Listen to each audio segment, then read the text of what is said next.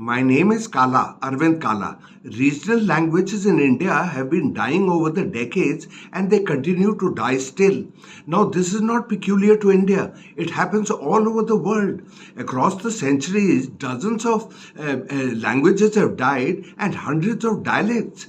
And nobody can stop that. This is called the inexorable march of time. You look at the march of Hindi in India, it has been huge. The number of Hindi speakers rose by 100 million between 2001 and 2011, according to the Linguistic Survey of India. And the number of South Indian South Indian languages like Karnataka, Malayalam, etc., they have dropped.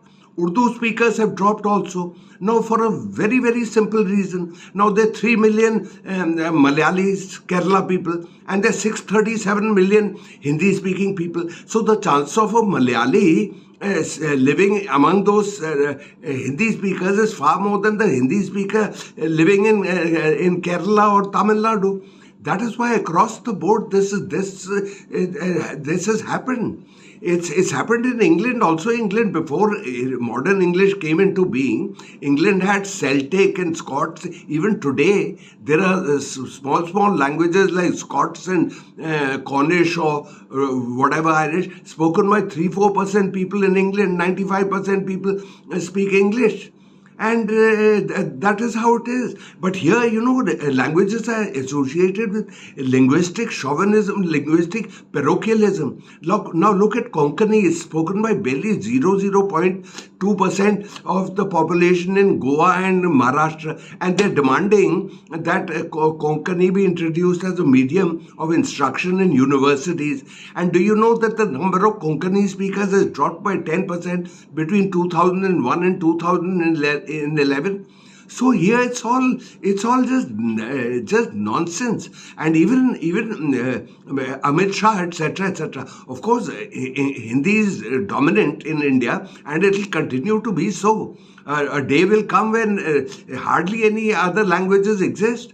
Now, from anecdotal evidence which will be borne by anybody who hears this video, you'll find that, the grandparents are quite proficient in their native language.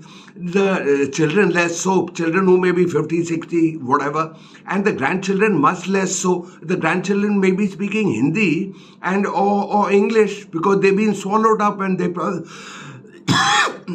live outside their native state. So this happens across the board. Now, just like Hindi dominates in India, English dominates in the world. Now, England is a small country of 65 million people, but English is the official language of 50 different countries, from South Africa to Caribbean to Philippines to Singapore. And England has walked out of the European Union, but European Union retains English as an official language.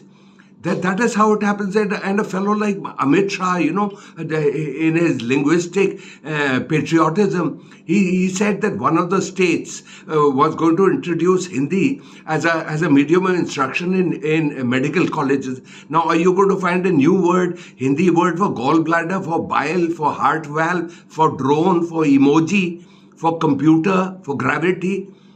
I mean, what is the point? This is all, very stupid. And that comes from, Modi and Mr. Amit Shah. They don't read. They don't talk to knowledgeable people. They just say anything off the cuff. Hindi.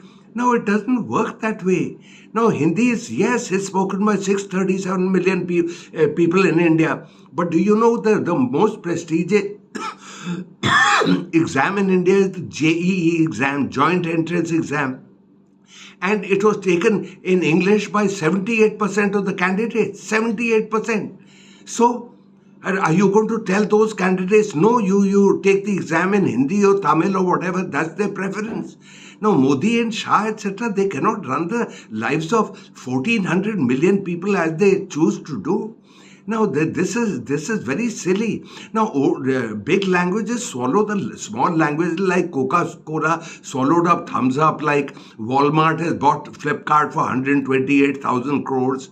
And, it happens across the board, except that companies buy. It's a deliberate business decision. But in the case of languages, it happens on its own. It just happens on and on and on. and Hindi is dominant and it will continue to be so. So, but imposing linguistic chauvinism, it puts off people. Don't do that. There's so many countries with several languages, Belgium and this and that, and they have 3-4 different languages. Now, across the European Union, there are, I think, 24 different languages that are spoken in those conferences with, artificial intelligence translating them there and then. So that is how it goes. So India is that is how it goes. Well, friends, I think this is a good video. Forward it to everybody, and if you're seeing this on YouTube, on the right side below, you'll find a red button, subscribe button. Please press that, and I'll be your slave for the rest of my life. See you later, alligator.